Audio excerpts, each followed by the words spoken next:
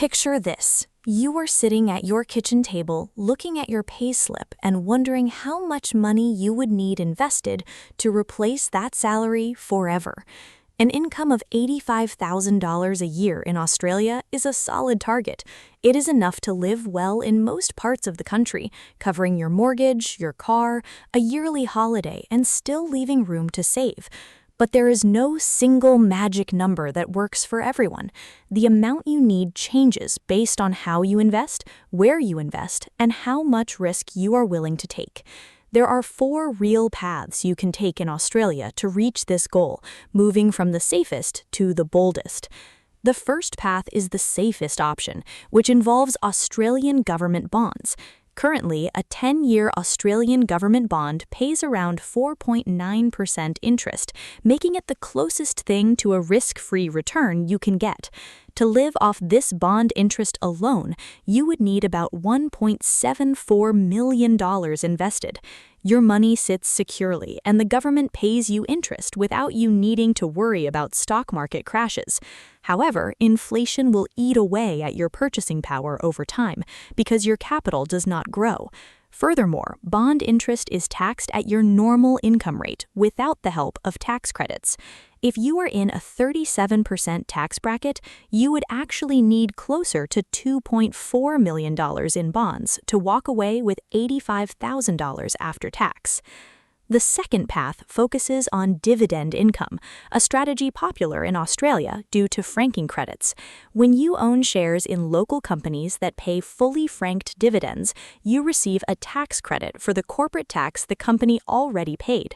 While the average dividend yield on the ASX 200 sits around 3.5 to 3.8%, high-yield exchange-traded funds can pay closer to 6.5 to 7.5% once you factor the franking credits back in. To generate $85,000 a year this way, you would need between $1.2 million and $1.6 million invested. The exact amount depends on your personal tax rate and your specific mix of shares. The benefit is that your capital can grow over time to keep up with inflation, but the downside is that dividends are never guaranteed, and companies can slash them during tough economic times. The third path is the total return approach, often known as the 4% rule. Instead of living solely off dividends, you build a diversified portfolio of Australian and international shares, and then sell a small 4% slice of your growing assets each year, adjusting the amount for inflation. To pull $85,000 annually using this method, you need $2.125 million invested. Many people who achieve financial freedom use this style with low-cost index funds, often splitting their money by putting 40% into Australian funds for local franking credits and 60% into global funds to capture international growth. The fourth path is aggressive growth. If you can tolerate large market swings and are comfortable with your portfolio dropping 20 or 30% in a bad year, you could potentially pull out 5 or 6% annually. At a 5% withdrawal rate, you only need $1.7 million, and at 6%, just under $1.42 million.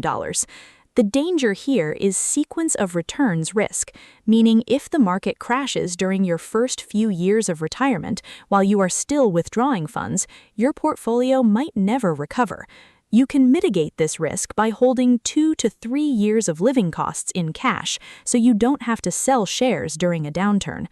Ultimately, the fastest way to freedom isn't just earning more, it's needing less. If you can lower your expenses, your target number drops significantly.